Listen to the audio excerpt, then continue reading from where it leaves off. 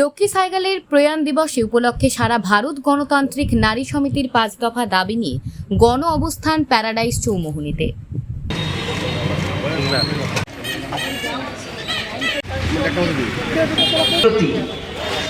শ্রদ্ধা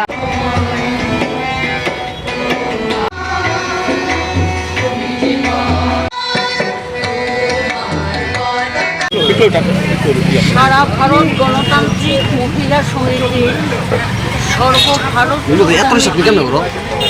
আহ্বানে সারা ভারতবর্ষের স্বাধীনতা সংগ্রামে বীরাঙ্গনা যোদ্ধা দেশনেত্রী প্রয়াতা লক্ষ্মী সাইকেলের 12তম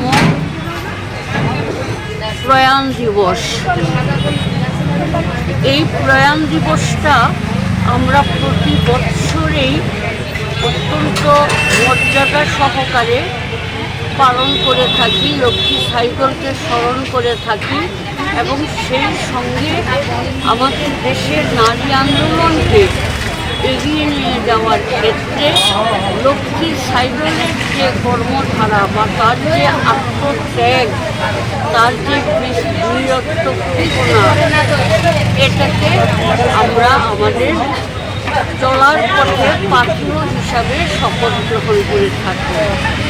তো এবারে লক্ষ্মী সাইকেলের এই প্রয়াণ দিবসে আমাদের স্লোগান হচ্ছে, আপনারা দেখেছেন, স্বাস্থ্য, শিক্ষা, কর্মসংস্থান, এই দাবিগুলো এবং নিট নেট এইসবের মাধ্যমে শিক্ষা ব্যবস্থা যে বেসরকারিকরণের একটা ধান্দা কেন্দ্রীয় সরকার করছে, স্বাস্থ্য পরিষেবাকে বেসরকারিকরণের হাতে তুলে দিচ্ছে, কর্মসংস্থানের রাস্তা ক্রমশ বন্ধ করে দিচ্ছে, এই 3টা দাবি সর্বভারতীয় দাবি।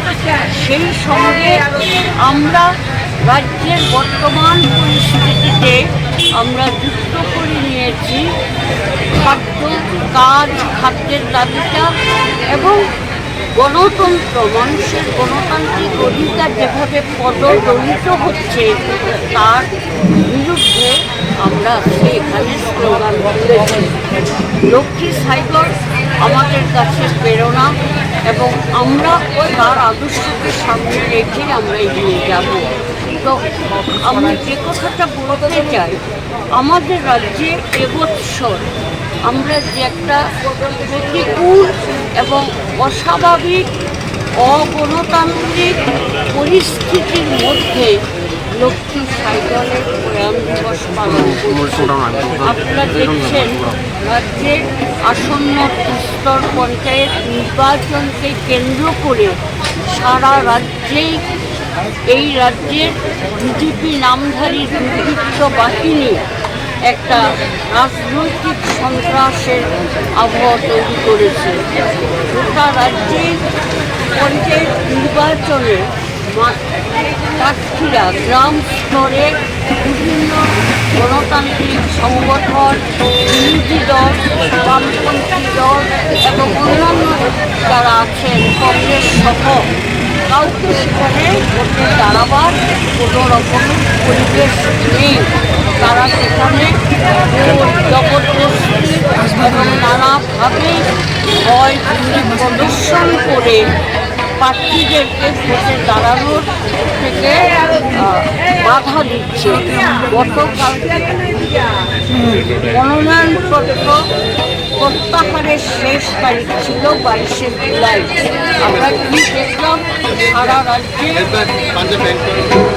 বিরোধী বামপন্থী প্রার্থী এবং কংগ্রেসের প্রার্থীদেরকে জোরপূর্বক জবরদস্তি করে তাদের মনোনয়নপত্র প্রত্যাহারের জন্য, বিদ্রোহ করার জন্য বহু ক্ষেত্রে বাধ্য করা হয়েছে। এরকম একটা অগণতান্ত্রিক পরিবেশ আমাদের রাজ্যে বিরাজ করছে 2018 সাল থেকে।